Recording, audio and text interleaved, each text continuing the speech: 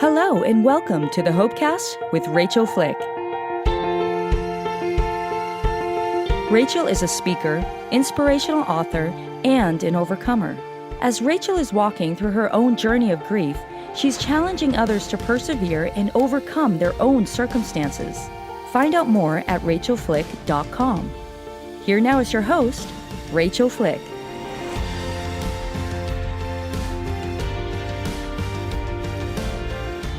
Hi friends, welcome to this week's episode of the Hopecast with Rachael Flick. Today I get to bring you the guest Taya Kyle.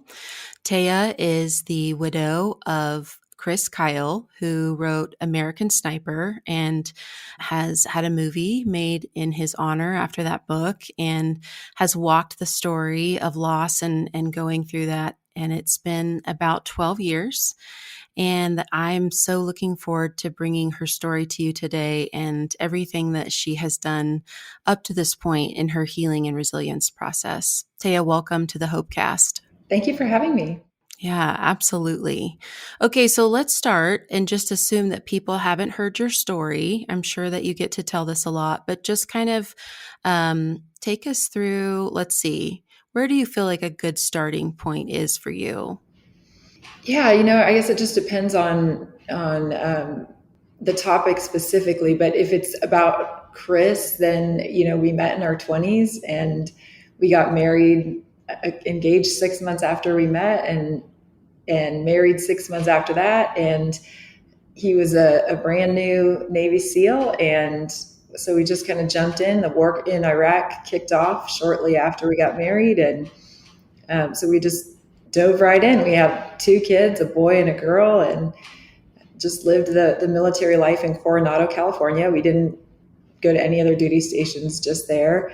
And then we moved to Texas when he got out, and he was finding his way in different ways to serve, and was helping someone who we were told had PTSD, but according to the murder trial, he did not. Psychiatrists on his side and prosecution and defense both said no, he never had any combat, no trauma, nothing. So we just had to kind of work through that. But yeah, Chris was killed in 2013, early 2013. So it's been about 12 years, and my kids are grown now. They're 20 and almost 19 and doing really well. And, God has been good through it all. So how old were they when he passed? They were 8 and almost 7, so 6 and 8. 6 and 8. Yeah.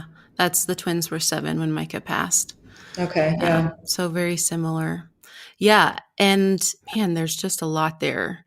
Maybe I'll switch gears a little bit and just ask you some questions, because I just finished your book and I love it, American Wife. And I was able to connect with a lot in your story. And I don't feel like there's a lot of widows who understand a loss that has a lot of magnitude or a lot of press around it, or, tons of energy and things. And some of the things that I was connecting with and frustrated with for you was just the immense amount of legal battles that you had to go through. And then I think you probably were in the midst of it when you published the book, because you didn't talk a ton about the murder trial. And so I'm curious about the outcome of that for you too. So do you want to talk about just like some of those challenges that were in your face immediately after loss? Sure. And, I imagine that was not an easy read for you either, feeling all the feels. And we tried not to make it too heavy, but the material is at the same time heavy. I don't think it was too heavy, but just the empathy piece was like, oh, I know what that feels like. Yes. Yeah. So, well, good. I'm glad because we intentionally didn't want to make it too heavy for people, and added some, hopefully a little bit of humor in there. Absolutely. Okay, absolutely. Good. You did. Yeah. Yeah, it's I think the immediate aftermath that's your question. What was that like? I mean, it wasn't just grief, which is terrible and traumatic and horrible. It was like all of these pieces and trials and lawsuits, and everybody kind of wanted a piece of your pie and Chris's name in some ways. It is so true. And it was so mind-boggling even then. And I have a friend who's a sheriff, and he was saying it was like a 580-degree attack. It wasn't even Mm, 360. It was like just everything seemed like it was on high volume too. It's like, what is happening? And a lot of times I felt like if I had a visual of what I felt like, it would be like somebody had cut me down the middle, gutted me, and I'm bleeding out on a sidewalk. And so I could not fathom why people were coming for more, right. right? Like it's Right. like not enough blood is what it felt like. Let's cut you more, right? And we lost our friend Chad at the time too. And one, a couple of the things were going on before Chris was killed. So two of those legal things were started before he was killed. And so they just continued, which was really painful. And Hmm. Did you sense, I think you're talking about the Jesse Ventura shoot or suit. lawsuit, yes. And And did he have any shift in attitude whatsoever when he passed, oh, when Chris passed? oh gosh, no, it was no, absolutely not. He just was suing the estate. And it was that whole trial was probably a podcast in itself of just so many things that were so ridiculous. And I remember being there and thinking, this is insane. But some of the advice I was getting wasn't great either. Mm, And you're just lost and trying to yeah. figure it out as you go. And the truth is we won that trial. That had to be a unanimous verdict. And it wasn't. So Hmm. really we should have packed up our stuff and left and said, like, peace out, right? But we didn't, because we had 11 witnesses, he had none. And we got a little greedy, frankly, of saying there was no money that we were going to get, but greedy Hmm. meaning I wanted that verdict to say, no, screw you. It didn't happen. Yeah. And I want the win. So Well, and we, to protect his name, like I right. just feel like that frustration and anger of defending your husband in the grave of like, Yeah. how dare you, you know? Yeah.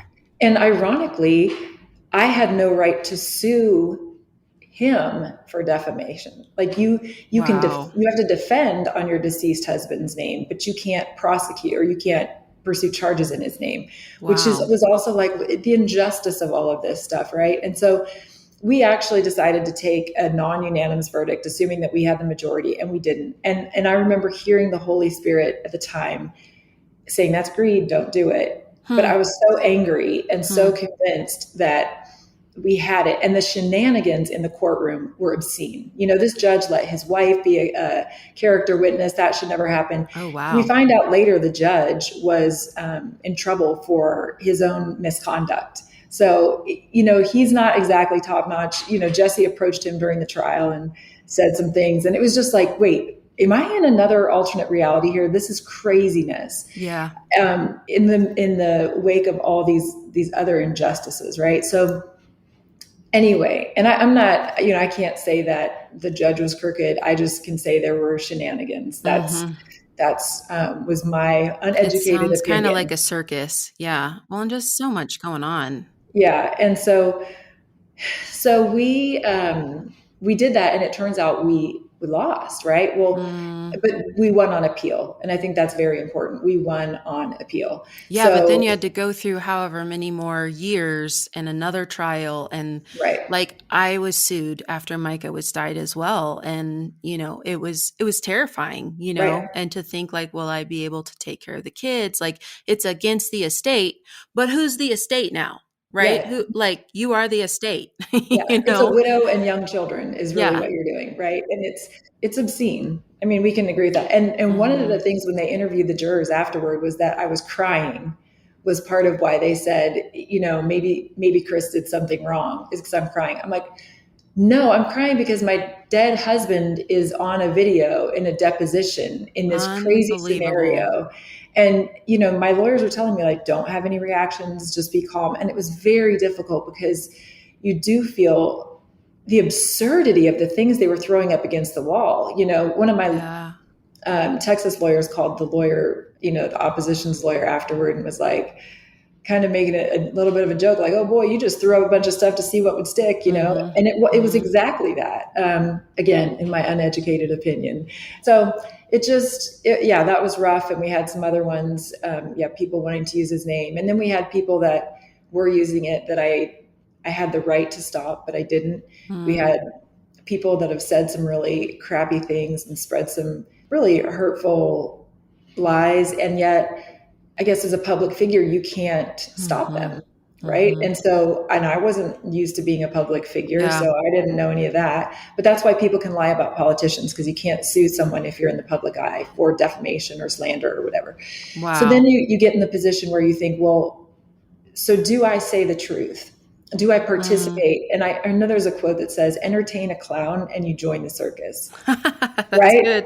And That's it's like, good. yeah. So, and then, Yeah. you know, you look to the Bible, and all over Proverbs, it talks about wisdom and how you don't join a fool's folly, right? If Mm-hmm. he's, unless it's about the gospel, you don't defend it really. You just Mm-hmm. let him do his thing, because they're going to pull you into a place of where they're the expert at this dirty fight. Mm. And it doesn't go anywhere if they're not there for wisdom. If they're not there for something better, it is not advisable to get in the Mm-hmm. mud. And so that also was a big learning curve for me, to say, just stay out of it, Taya. Yeah. Like, let them say whatever they want. Don't Yeah. respond. Don't. And the other part of that then was that people thought, oh, I have insider information on the American sniper family, which made them apparently feel good. And it goes on today. I mean, it's still good today. Like, oh, you want to know the inside scoop? I know something. And it's like, Yeah. you have no proof. You don't know. And, you know, and yet it's like, Taya, focus back on the good, go back to Mm-hmm. doing good work, and let God sort it out. Let people believe what they want. It's been an exercise, right? It's not human nature Yeah. to say, go ahead, let them lie, say whatever you want. I'm good with it.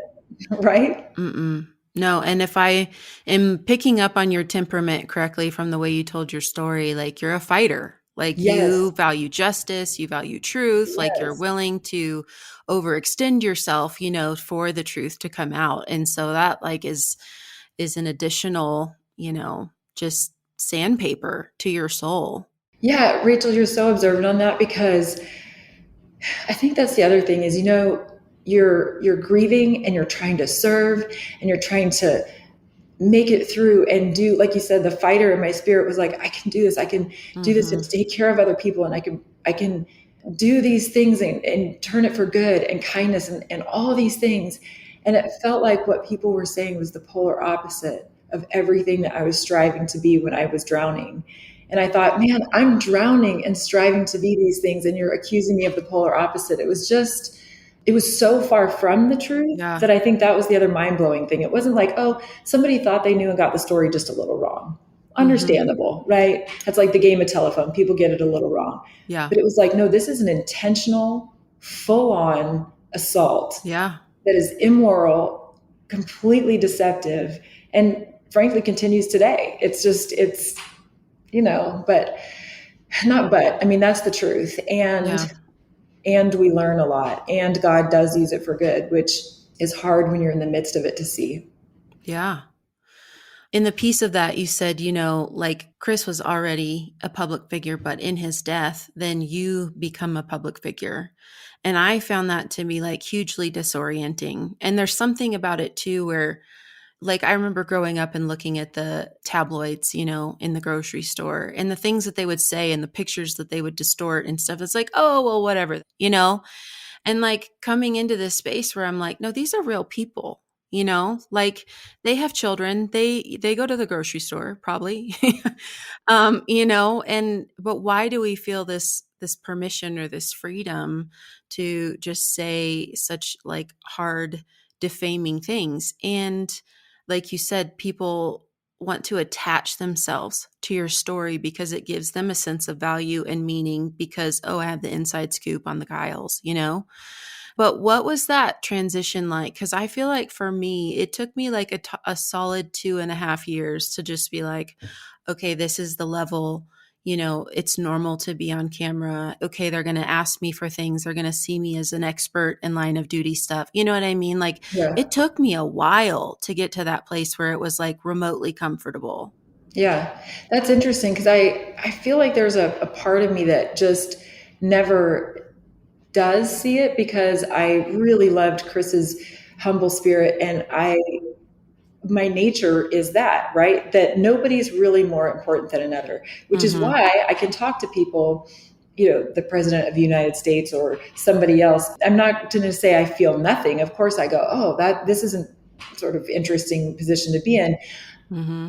but because I sort of see us all as just equal, it maybe doesn't have the same punch that it would. So what the negative of that was that I didn't see myself any differently. Yes, I recognized that I was having experiences that were like, whoa, right? I mean, I get that. But because of that, I didn't have my guard up against people that were going to take advantage of me. Yeah. Right. And so that continued probably for, well, not probably, I mean, 10 or 11 years until I finally went, good God, they're still doing it. Like, what is That's wrong like with 2 you that I years don't see ago. it? That's 2 years Yes, ago. it's 2 years ago. I know. And I thought, well, see, so what happened is I thought I could see it coming from all these different angles, right? And then the last one that did it came at me with the Christian angle. Oh, just like this really great person who, reads the Bible, quotes scripture, does all this stuff. And I thought, oh, this is cool. This person is like, really a Christ follower. So that one got me where I went, oh my gosh, and my that was a lawyer betrayal. oh yeah. Yeah. And I just went, and I got stuck with, having to pay a bunch of stuff and got hit, in the pocketbook and holding the bag for a lot of crap. And I had another person who came in and helped earlier who stole tons and tons of money, like really tons.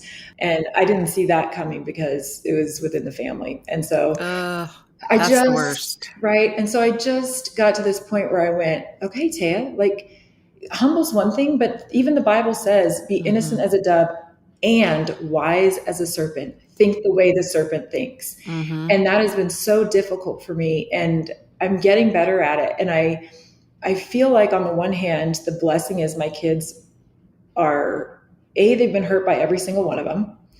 And B, they've learned from every single one of them. Right. And so they are different in their way of moving through the world.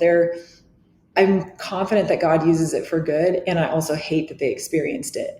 And I hate that they experience it still, but it's going to be interesting because they have their own voice now. Right. Yeah. And they can say what they want to say now. And I protected them for a long time to just stay out of it. And so it'll be interesting to see. How old are your kids now? They're 14. Yeah. It's been 7 years for us. Yeah. I was actually going to ask you about that because I noticed in the book you gave them nicknames. Yes. And so how was that trying to kind of shield them from some of the intensity of the press and the public eye? Yeah, I felt so passionate about it. It's something Chris and I both felt passionate about that, okay, there might be people who are going to know dad as this, but he's your dad. That's who he is. Right. And I also felt like, as a mom, you think everything your kids do is, well, not everything, but it's like, oh, they're precious, they're beautiful, they're this, they're that. But I remember looking back at things that my parents thought were precious and beautiful and just hating those pictures, So it started as a protective standpoint because I didn't know the mind of a terrorist. I didn't know the mind of we had some stalkers come into town from out of state, Wow. And so most of was just a safety perspective. And then after that, it was also just, I'm going to respect them and say, you get to decide what you want out, when you want out. And you can do that when you're 18. And so both of them have social media accounts now, McKenna Kyle official, Colton Kyle official. And I'm shamelessly wearing American Sniper sweatshirt I love because, it. It's my son's brand. So he took it on. It's all his. He does all the marketing and that's his full-time job now. And I don't have anything to do with it, which is, other than if he has questions or whatever. But that's really fun. And so I think that was a wonderful thing to do because they got to do it on their own terms. My daughter's less outspoken and she posts very little, but I'm happy with that decision. I felt like that was the right thing to do. Does that feel redemptive at all? Because I remember, I can't remember the name of the company that Chris started, but he started it with a couple other guys and then they kind of took it and like co-opted it. And now you have your son who's able to have American Sniper and have that be, back in your hands, back in his hands. Yeah. So that was actually one of the lawsuits that was early on was with those business partners. And in that lawsuit, my goal was to just say, you can't use Chris's name, likeness, and image, and you can't use the logo. Because that was such a personal and passionate thing for me because the other guys didn't serve and Chris and his teammates did. And that logo was about a lot of pain and heartache. And, it honored one of his friends who died in war. And I just thought at the time, it was so just the audacity to think that you could have it was kind of like, no, that especially you don't get because you didn't serve, you didn't, And so we did come away from that lawsuit with those things. It's cost me a lot of money. I didn't ask for any money in any of these, and so sometimes I wonder about that, like, am I just stupid sometimes? I like to, Would you have done it again? Do you have any, like, if I could go back, I would or wouldn't pursue that? No, I had to. I really felt I had to. Before Chris died, he realized that they were taking advantage of things, and there were some really nefarious activities going on. 2 weeks before he died, he found out, and he went in and was like, this will not be the case, and you will change this, and you will fix this. And they didn't. And then he was dead, and so carrying that torch was like, no. He said to do it, you're not doing it still, and I'm going to do the only thing I can do, which is say you at least don't get to use his name and his likeness. And, there were the shenanigans. That's all I can say is there were more shenanigans. Like, the day before they're supposed to show up in court, they declare bankruptcy, so that postpones things. There's stuff I find out later that's, hidden. There's that. I mean, it was so crazy. The stories, I would tell friends and they'd be like, this is insanity. I'm like, I agree. It's more than just the normal altercate or, disagreements or arguments or lawsuits. And they would continue to use those things against me as if I was, sue happy or something. And I'm like, are you kidding me? Do you know what that took out of us at the time? Like how, it was in a way, well, not in a way, it would have been a lot easier to say, just have it, just run with it. Not in my spirit that wants righteous anger and righteous justice to say, no, you can't do that. But easier as far as the stress and there were some things that happened, somebody, it was like a security professional. And so you would think, I didn't realize that I couldn't just be totally trusting, of somebody in that field, and got taken advantage of. And there was an opportunity for a lawsuit there. And I was like, I can't do this. I can't. Right.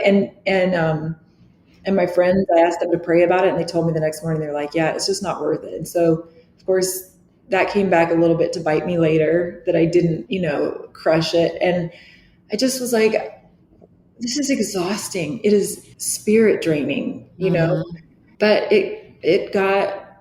we got through it. What can I say? We got through it. And there's a verse in the Bible about your trials and tribulations, treat them with great joy. They will produce perseverance. And right. I used to think that was sort of a stupid, no offense, God. It doesn't read very well. Yeah.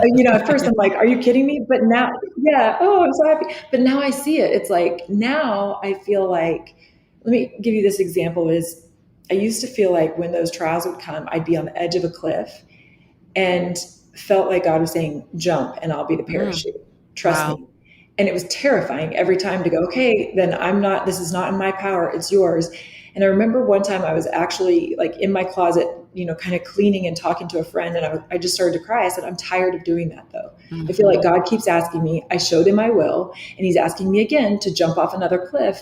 And I'm tired. It's scary, And so I said that, and it was like over the next day or two, I got this, what I felt like was a God-given sort of answer. Mm-hmm. And I felt like when I was saying, how many times do I have to do this? I felt like the answer was, until it's fun. Mm. And I went, what? And so And so what I got from that was, when it's fun, I get chills talking about it now, until it's fun for you to say, I'm scared to jump, Dad. Instead of, I'm going to jump and what are you going to do? Like, are you going to let me flip 2 times? Are you going to catch me here? Like, my dad's the coolest. He always catches me, and it's an adrenaline rush, And so now that's where I go, okay, God, you've never let me down. And that doesn't mean that, I think a lot of people who are not Christian go, that's not right. Where was God in all these other things? Why would he allow you to go through them? Yeah. And I think because my faith is, I know him differently. I know his character. I know how he works. I know his timing is different than I ever would have thought. And with that, I can release so much that I used to hold on to. Yeah. I could say, it's just today. God's already working on it. I'm going to do what I can today. Mm-hmm. Does it work? And one day it'll be revealed to me how he worked on it. That's a huge stress release. I'm a happier person because I don't feel the pressure of trying to do it in my own power anymore. I wonder, can you relate to this at all? I feel like in becoming widowed, there is an intimacy with the Lord that is unmatched. Like, because he's your person, he becomes your husband. And like what you're talking about, where you're like, until it's fun, like you're jumping into your daddy in the pool, and you just Yeah. arms wide open, right? Yeah. And I just wonder, how does that feel for you? It is a strange thing. I remember before Chris was killed, I was reading this book called Daughters of Sarah, and it was teaching the concept of really letting your husband lead. Mm, And I really cried my way through it, trying to figure out how I was going to do this authentically. And then I recognized, you're a strong woman. right? Well, yeah. So, and I fortunately found the beauty in it was that it released a lot of stress for me to say, okay, Chris, lead. But at first I had to go, wait, it's not Chris leading, it's God leading Chris. Mm, Right. And so, mm-hmm. and that doesn't mean perfection. I know that's a whole other podcast, but I got to do that. And I remember thinking, well, does that mean God wouldn't lead me if Chris weren't here? And I remember having that thought. And then a year later, I was in that position.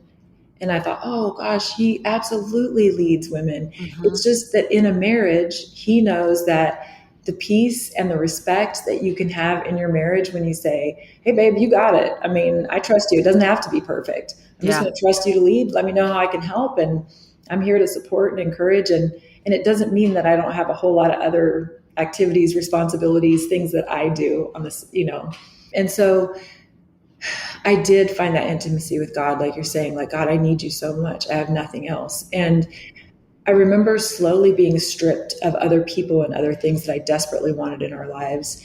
And they were, I don't know that I have the words or the knowledge to say what happened on their end. I know some of them, what happened, some of it was other people coming in and wanting division for their own greed. I know others were grief handled in a way that turned to hate, but I kept feeling like these are more losses, and my kids experienced the losses of relationships we wanted and couldn't find a way through. And the final one for me was something where I love my parents and they're such good people. And there was a thing that happened where it was like, I felt like they weren't there for me in the way that I really needed. Mm-hmm. And I've told them this, so I'm not, just talking behind their back. But in that time, I had to truly let go and release and be like, God, you are my only guarantee. Yeah. You're it. Because it used to be like, well, I know my parents will always have my back. And to come back to that, my parents are phenomenal people and I adore them. They just were limited in their capacity for this situation of what they could offer, and what I needed didn't match up. And I told them it's really a blessing because it allowed me to let go and say, you don't have to be the parent I need all the time, because I have the parent I need in God. And you are fellow travelers with me. You're just a child of God walking this land and trying to get through the best you can. And I release you from my expectations. That's hard. It was hard. Yeah, it was hard. But that's how God turns the difficulty into goodness. I think is every time I had something really powerfully difficult, he would sort of take away a chain that was holding me, or an understanding I had of the world, and say, you're free of that now. You see, you can't count on that now. Yeah, I had this picture of like an 80s Rolodex of like everything that I had believed, right? Everything, all the ways that I saw the world, the things that I expected of people, like my family. I think family is like one of the hardest things, because you want them to be there for you in the most meaningful way. And they're not necessarily equipped to walk through traumatic loss, Right. And I don't know about you, but I found a lot of people had unrealistic expectations. Like, my mom, the first Christmas, I was falling apart and she's like, what's wrong with you? And I'm like, what's wrong with me? Exactly. And that was a little bit ugly.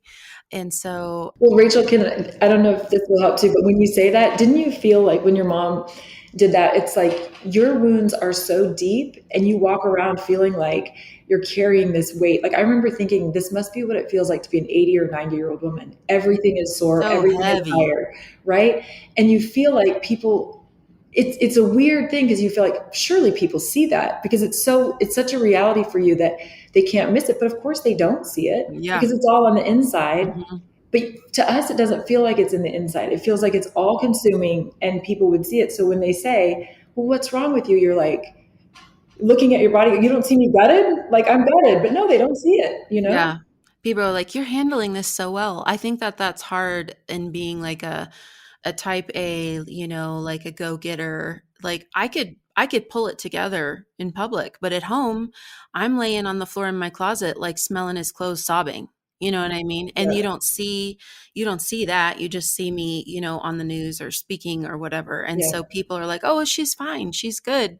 I had a reporter at 6 months be like, so are you better now? And I was like, Bless them. Yeah. it's just like a live television moment. I hope that I Yeah. was gracious with her, but like people think that, right? People Yeah. think that you're good. I would love to, if you'd be willing to do a second episode with me, kind of pick that up of like how long that process of grief really takes, Sure. because Yeah. I know I'm 7 years out, you're 12 years out, it looks very different, but the grief, what did she say? She said, mourning is for a season, but grief is a companion. Like we Mm, at some point get to take off those grave clothes and walk forward into a new space. And I feel like I have done that. And yet there are still days that come and take my feet out from under me. And so I would love to hear some of your process in this next episode. definitely. Okay, TayaKyle.com. What are you working on? I saw a children's book that you released recently. Yes, I would love for people to get that book, Prayers for Bears, Bailey the Grateful Bear. That did Awesome. not, I got great reviews. It just didn't sell as many as I thought. So I'm still trying to get that one going. But TACF, Taya and Chris Kyle Family.org, TACF.org is, that's what I'm passionate about. It's our nonprofit serving service marriages. I love that. I Yeah. love that. That's such a worthy cause and so needed in first responders and military. So thank you for that. Yeah. Thank you. Friends, thank you so much for joining me and Taya here. Catch us next week for another episode of the Hopecast with Rachael Flick. And if you want to find me, it's rachelflick.com. And I look forward to connecting with you soon. Friends, this is the Hopecast with Rachael Flick. You've been listening to the Hopecast with Rachael Flick. To find out more, go to rachelflick.com. While you're there, you can book Rachael for your next speaking engagement. Her inspiring message will be sure to engage and touch the heart of your audience at your next conference, church event, or business function. Go to rachelflick.com to book her today. While you're online, you can discover more information about all of the platforms that this podcast is on. Also, be sure to click on the social media icons at the top of the page, and you will be directed to Rachael's social media sites. If you listen to the show on Apple Podcasts, we would appreciate if you would subscribe and leave us a review. Well, that's all the time we have for this episode. Thanks for joining us, and we will see you next time for another edition of the Hopecast with Rachael Flick.